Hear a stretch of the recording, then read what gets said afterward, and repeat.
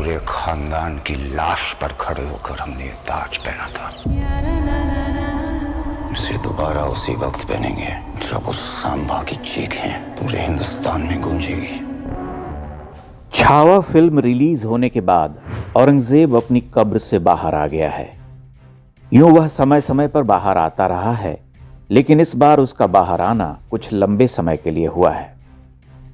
यह कहना आवश्यक नहीं कि एक विशाल हिंदू समाज उसे इतिहास का खलनायक मानता है, लेकिन कुछ लोग उसमें एक साधारण आदमी को भी देखते हैं, सादगी पसंद, टोपी सिलने वाला। कुछ लेखक मानते हैं कि क्रूरता तो राजतंत्र का आनुषंगिक है। सभी राजा क्रूर, लड़ाकू और हत्यारे होते हैं, इसलिए औरंगजेब भी वैसा था।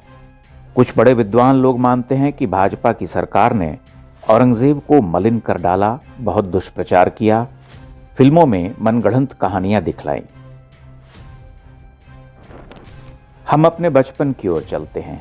लगभग 40 वर्ष पहले जब हम 10-11 वर्ष के थे, तब इतिहास के पात्रों पर चर्चा करते हुए या उनके बारे में सुनते हुए एक सहमति होती थी कि औरंगजेब बहुत क्रूर और कट्टर बादशाह था, जिसने हिंदुओं के साथ बहुत अन्याय किया, बहुत मंदिरों का ध्वंस करवाया, अन्यायपूर्ण जजिया लगाकर हिंदुओं की प्रताड़ना और धर्मांतरण उसके ही राज में हुआ।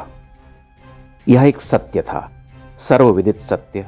हमारे माता पिता, शिक्षक, सहपाठी, लगभग सभी की यही राय थी। तब सवाल उठता है कि वह राय कैसे बनी थी?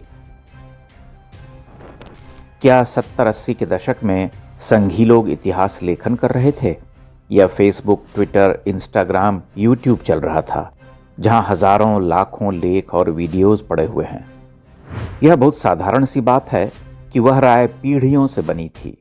लोक में व्याप्त धारणा, एक प्रबल धारणा कि वह ऐसा था, उस धारणा में कोई विचलन नहीं था।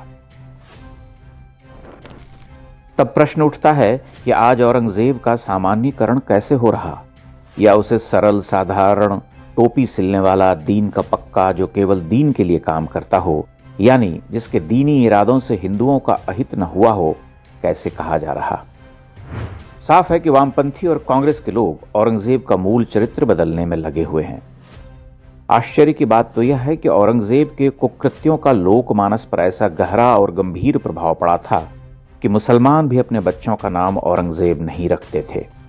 अपवाद सभी जगहों पर मिलते हैं। इतिहास किसी भी पात्र के साथ अन्यायी नहीं होता।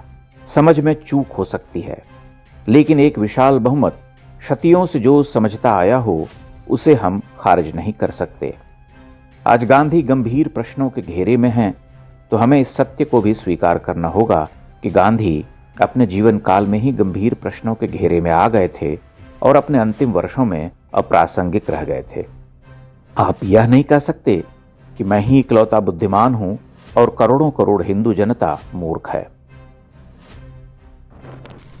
यह अन्य महत्वपूर्ण तथ्य है कि राजतंत्र के सामान्य सत्ता संघर्ष या साम्राज्यवाद को इस्लाम के साम्राज्यवाद से नहीं तौला जा सकता। आप इतिहास उठाकर देख लीजिए, उनकी क्रूरताओं, पाशविकताओं और काफिरों, बुत परस्तों को नष्ट करने के पागलपन की तुलना किसी हिंदू राजा के साम्राज्य विस्तार की लालसा से लड़े गए युद्धों से नहीं की जा सकती।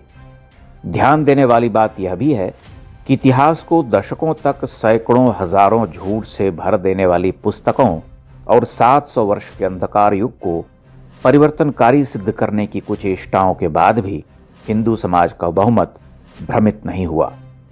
उसका एक बड़ा कारण यह भी है कि इतिहास खुद को दोहराता है, बार बार दोहराता है। पिछले 100 वर्षों में ही हिंदुओं ने भारतीय उपमहाद्वीप की दुर्दशा देख ली। देश विभाजन और पाकिस्तान, अफगानिस्तान, बांग्लादेश समेत कश्मीर में हिंदुओं के नाश के जीवंत उदाहरण उसके सामने हैं। बंगाल उसी रास्ते पर चल पड़ा है। इसलिए यह मतैक्य है कि औरंगजेब और उसके समान धर्मा सुल्तान बादशाह अत्यंत क्रूर और कट्टर थे। बात यह है कि औरंगजेब एक सहज संभावना है जो उस विचारधारा में बनती है। औरंगजेब कोई व्यक्तित्व मात्र नहीं, वहां करोड़ों करोड़ औरंगजेब हैं, हर काल में होते रहे हैं। अब चूंकि तुर्कों और मुगलों के इतिहास को हम तत्कालीन साक्ष्यों के आलोक में देखने लगे हैं, इसलिए इतिहास पर बहलाना बहुत कठिन है। उन सुल्तानों के इतिहासकार क्या लिख गए? अमीर खुसरो सूफी थे, लेकिन हर सुल्तानी जीत के बाद नरमुंडों से पटी हुई धरती को देखकर उसका खुश होना और यह कहना कि बादशाह पर अल्लाह का मेहर बना रहे, क्या सिद्ध करता है?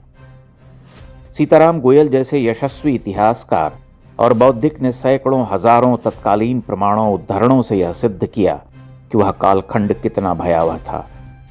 विल ड्यूरांट जैसे इतिहासकार यह क्यों लिखते हैं, the Mohammedan conquest of India is probably the bloodiest story to tell. यह एक दुखद स्मृति है। आप औरंगजेब को महान सिद्ध करेंगे तो हिंदुओं में प्रतिक्रियावाद बढ़ता जाएगा।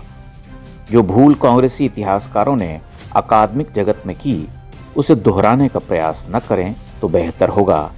इतिहास धरती फाड़कर खुद को प्रकट करता है।